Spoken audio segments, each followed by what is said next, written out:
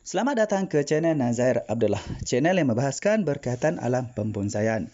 Pada perkongsian video tutorial pada kali ini, saya akan kongsikan kepada teman-teman semua apakah perkara yang kita perlu lakukan apabila kita mendapati pokok bunga kertas kita dalam keadaan daunnya kekuning-kuningan, gugur ya, dan agak layu akibat musim hujan. Okey, baiklah teman-teman ya, sekiranya anda ingin mengetahui apakah perkara-perkara yang kita perlu lakukan untuk mengatasi masalah tersebut, pastikan anda terus mengikuti perkongsian saya pada kali ini dari mula hingga selesai. Tapi sebelum itu ingat ya teman-teman, pastikan anda aktifkan tombol notifikasi agar anda dapat membantu memperkembangkan channel Nazair Abdullah.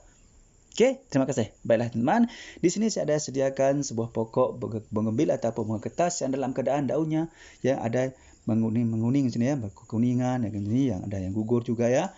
Ini adalah akibat daripada musim hujan. Sebab sekarang di tempat saya sekarang berlakunya musim hujan ya. Nampak daunnya menguning oleh kerana pokok bunga kertas ini saya letak di tempat yang terbuka luas seperti ini teman ya. Nampaknya terdapat daun yang menguning ya, agak layu.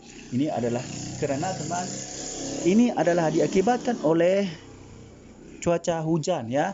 Cuaca hujan hari menyiram media tanam yang terdapat dalam pasu ataupun bekas kita menanam pokok bougainville ini. Jadi di sini teman, apa yang saya ingin akan kongsikan kepada anda bersama ialah apakah yang kita perlu lakukan sekiranya kita mendapati pokok bougainville kita ataupun pokok bunga kertas kita. Teman-teman agak batuk ya. Beberapa minggu ini saya agak batuk. Okey. Okey, kita teruskan teman. Okey. Apa yang kita perlu lakukan apabila kita mendapati pokok bunga kertas kita yang mengalami atau memiliki daun-daun yang menguning seperti ini ya, ada daun yang gugur seperti ini. Ini adalah akibat daripada siraman air hujan yang berlaku setiap hari pada masa ini di tempat saya. Okey, yang pertama sekali teman-teman yang anda perlu lakukan ialah apabila anda mendapati pokok bunga kertas anda berada dalam keadaan seperti ini ya teman ya. Pertama sekali anda perlu lakukan ialah anda perlu melakukan pruning atau pemangkasan. Anda pangkas ya semua cabang-cabang yang tumbuh pada ini adalah hasil stek teman. Ini adalah stek batang besar teman. Ini adalah hasil stek batang besar. Kita tengok teman-teman. Ini adalah hasil stek batang besar. Ini adalah stek batang besar teman. Ini okey. Okey, ini adalah hasil batang besar ya. Okey. Jadi apa yang kita perlu lakukan apabila kita mendapati pokok bunga kertas kita dalam keadaan sepertinya daun yang kebanyakan daunnya kuning dan layu ya teman, yang gugur juga kerana disebabkan oleh media tanam dalam pasu ini terlalu basah teman. Ini adalah sekarang berlakunya musim hujan. Okey. Jadi pertama sekali ya teman yang kita perlu lakukan ya teman apabila kita menghadapi masalah seperti inilah, kita lakukan pemangkasan pada setiap ranting-ranting ataupun dahan ataupun cabang-cabang yang tumbuh pada pokok bougainville kita ini. Okey, dengan menggunakan gunting ya. Okey, saya jaga gunting ya. Seperti gunting itu tajam. Okey. Jadi kita potong cabang-cabang ini. Tidak boleh masalah teman. Sekarang kita akan potong ya. Akan potong tidak masalah. Yang penting semasa anda memotong ini teman, pastikan anda juga merencanakan program bagaimana keadaan pertumbuhan cabang baru yang anda kehendaki nanti. Ini terutamanya teman, terutamanya dalam proses anda untuk menjadikan pokok bunga kertas sebuah bonsai nanti. Okey. Okey, kita potong dulu ya. Langkah yang pertama, kita potong ataupun kita lakukan pemangkasan pada pokok bougainville kita ni. Okey. Okey, kita potong dulu ya. Bismillah. Okey, kita pangkas dulu, tidak ada masalah. Kita pangkas.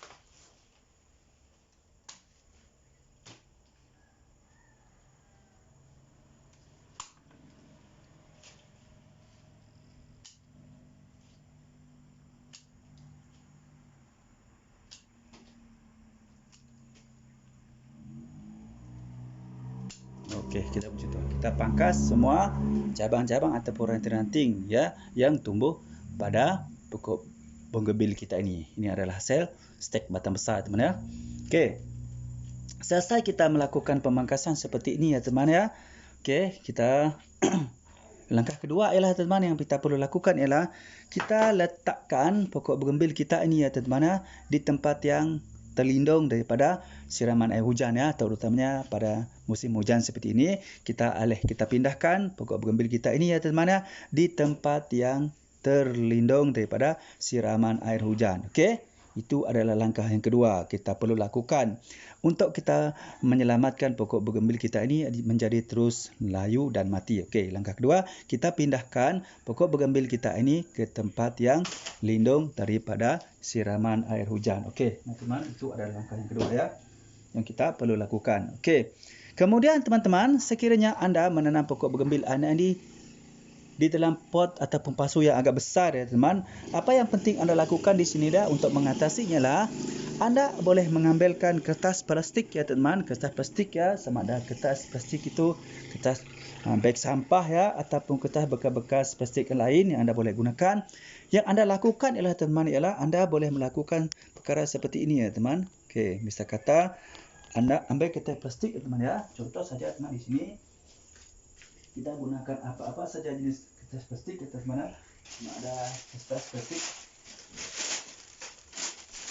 seperti ini ya teman, ada kertas ini ya, ini adalah bekas, okey, plastik bekas, okey macam ni teman. Apa yang anda lakukan di sini ya teman, anda tutup ya teman, anda kalau kertas macam ni anda boleh gunting dulu ya teman, gunting dulu ya, potong, anda tutup pada bahagian pangkal pokok seperti ini, okey, tutup seperti itu, okey. Agar air hujan tidak masuk ke dalam pasu ini. Macam tu. Itu adalah kaedah ataupun cara yang ketiga ya teman yang anda boleh lakukan untuk mengelakkan pokok bougainville anda terus mengalami daun yang kuning, layu dan keguguran. Okey, ataupun daun yang jatuh-jatuh. Itu adalah langkah yang ketiga. Okey. Kemudian teman-teman ya, langkah yang keempat ya teman-teman anda perlu lakukan ya teman ialah anda pasti anda perlu memastikan bahawa pokok bougainville anda ini teman, terutamanya di bahagian ini teman, di bahagian media tanam ni teman, sekiranya terdapat tumbuh rumput seperti ini, anda hendaklah mencabut ya teman, cabut semua rumput ini. Kenapa rumput ini semua perlu dicabut ya teman?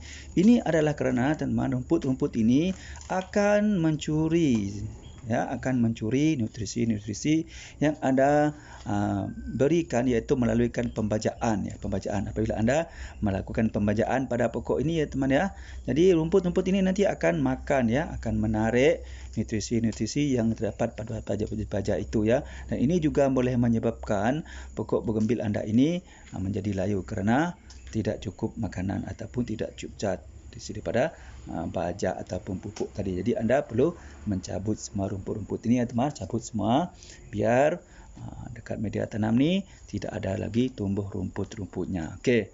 Lepas tu ya teman-teman, apa yang anda langkah kelima ialah ya, apa yang anda perlu lakukan adalah teman-teman pastikan anda juga meletak baja ya, meletak baja pada pokok bougainville yang anda tanam ini. Ya, okey. Pastikan juga anda meletakkan baja pada pokok bougainville yang anda tanam ini. Ini penting teman kerana pokok bougainville anda ini juga perlu diberi baja ya. Ini adalah untuk membantu kesuburan pokok bougainville anda ini. Okey, beri baja secukupnya. Okey, jangan terlalu banyak. Untuk pembajaan teman, anda boleh menggunakan beberapa cara. Sama ada anda menggunakan cara menimbus baja ya, dengan cara mengorek media tanam ini, lepas kemudian masukkan baja ke dalam, lepas tu timbus balik. Cara yang kedua ialah dengan cara anda menabur saja baja di atas ini ya, di pangkal ini. Itu cara kedua, boleh juga. Dan cara ketiga ialah dengan cara mencampurkan baja tadi ataupun melarutkan baja tadi ke dalam air ya, ke dalam air juga boleh digunakan.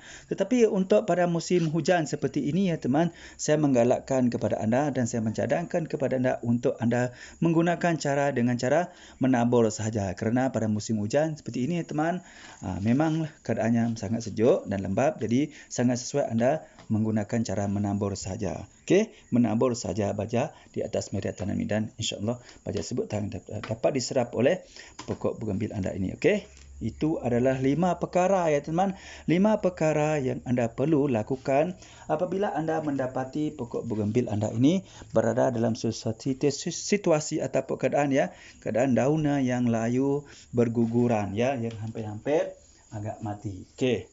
Ingatlah 5 perkara yang perlu anda lakukan.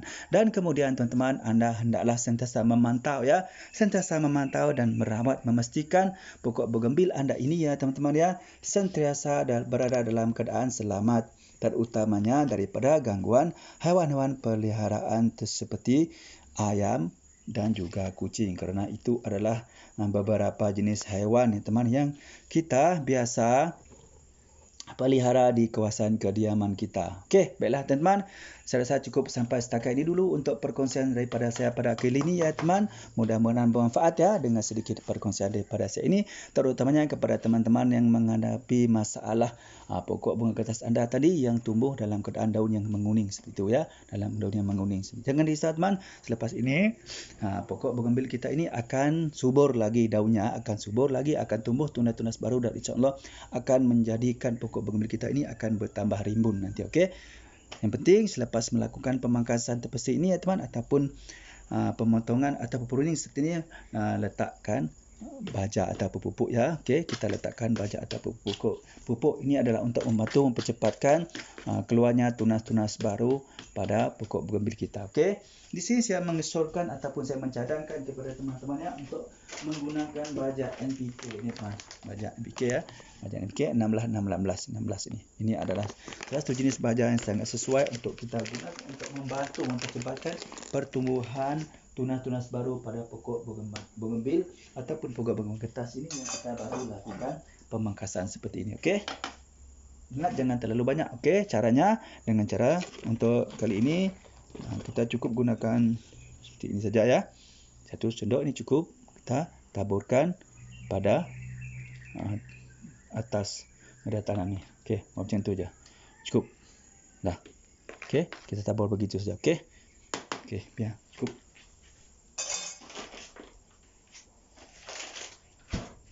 Okey, baiklah teman-teman. Saya rasa cukup sampai setakat ini dulu untuk perkongsian saya pada kali ini ya.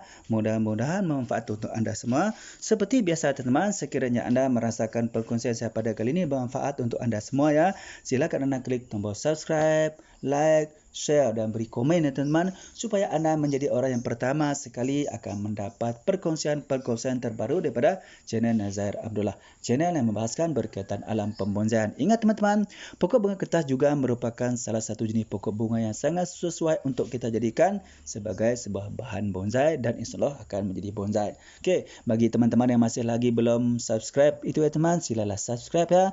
Kerana subscribe itu, like, share dan komen itu semuanya cuma gratis, tidak perlu berbayar. Okey, jadi dengan anda melakukan subscribe nanti, anda juga akan dapat membantu memperkembangkan channel Nazair Abdullah dan anda juga dapat membantu memberikan ilmu pengetahuan kepada teman-teman kita yang juga masih bertanya-tanya apakah yang kita perlu lakukan apabila kita mendapati pokok bunga kertas kita mengalami daun yang menguning, gugur dan layu seperti ini. Okey, baiklah teman, cukup sampai setakat ini dulu untuk perkongsian daripada saya pada kali ini. Mudah-mudahan bermanfaat. Baiklah teman ya, seperti biasa teman, sebelum saya mengakhiri perkongsian saya pada kali ini, marilah kita sama-sama berselawat kepada kekasih kita Muhammad sallallahu alaihi wasallam. Mudah-mudahan kita akan mendapat syafaatnya dari dunia sampai akhirat. Jom kita sama-sama berselawat. Bismillahirrahmanirrahim. Allahumma salli ala sayyidina Muhammad wa ala alihi wa sahbihi wa barik wa salim. Baiklah teman, sekian dulu untuk perkongsian saya pada kali ini. Assalamualaikum. Salam satu hobi, salam bonsai. Bye bye.